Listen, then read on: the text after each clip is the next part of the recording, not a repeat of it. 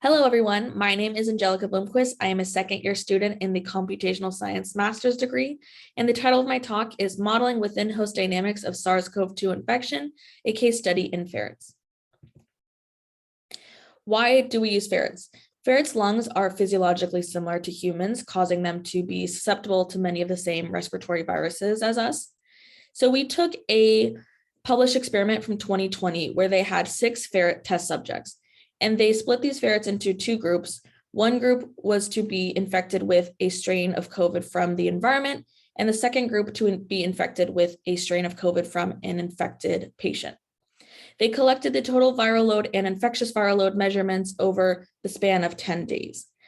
Here we have the red dots representing the total viral loads and the blue dots representing the infectious viral loads.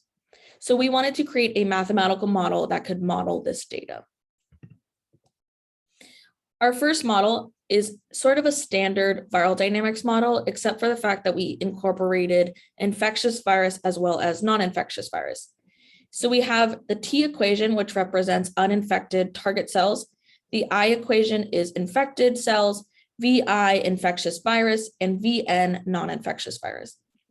We have target cells becoming infected at this rate beta. Infected cells will die off at a rate of delta. Infectious virus is being produced at a rate of P, and this alpha is the proportionate of total virus that will be infectious. So alpha P represents the number of virus that is infectious. 1 minus alpha P is the number of virus that will be non-infectious. And both virus will be cleared at a rate of C. On the right-hand side here, we have our fitting the model against the data. So the top 2 plots here is for the first ferret. We have total viral load on the left and then infectious viral load on the right. And we see that this model does fit our data well. And we use a linear squares regression to fit here. Our second model, we just extended our first one and we added an eclipse phase. And what an eclipse phase is it's the phase at which infected cells are not yet actively producing virus.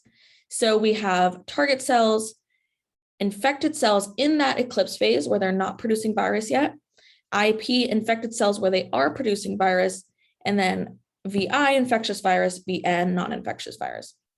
So similar to model 1, except we added this term KIE, the rate at which the infected cells are moving out of our eclipse phase, and then virus, infectious, and non-infectious will be produced due to IP. Similarly, we see a nice fitting when we fit this model, just like model 1 produced. Model 3, we wanted to incorporate some type of immune response. So we used an interferon response. And what an interferon response is that it targets your uninfected cells and it causes them to be refractory to infection. So we added this term here, sigma TF, onto our uninfected equation. And sigma is the rate at which that the interferon response will cause those uninfected cells to be refractory to infection. Everything else is similar to model 1, except for this last equation, we have an F equation representing that interferon response. G is the rate at which the interferon response is produced, proportionate to the number of infected cells. And omega is the rate at which that interferon response is cleared from your body. Similarly, we see that this model fits the data as well, just like model 1 does. So conclusion, we want to pick between model 1, 2, and 3, which model is the best. So we compare the SSR value and the AIC value. And SSR, remember, is the sum of squared residual value. And AIC value takes in 3 different components. It takes in the goodness of fit, the number of parameters we are fitting, and the number of data points. And using this SSR and AIC, we actually found that the first model is our best model. We also predicted the basic reproduction number, or R naught, and this represents the average number of infectious viruses generated by a single infectious virus. We know from the deterministic model, if R naught is less than 1, the infection dies out. If R naught is greater than 1, the infection will spread.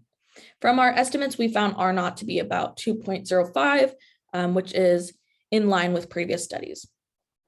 Lastly, we found that parameter estimates, as well as basic reproduction number estimates, were not statistically different for the environmental virus and the virus from an infected patient. And this means that environmental virus is infectious and can cause a successful infection. Thank you so much for listening.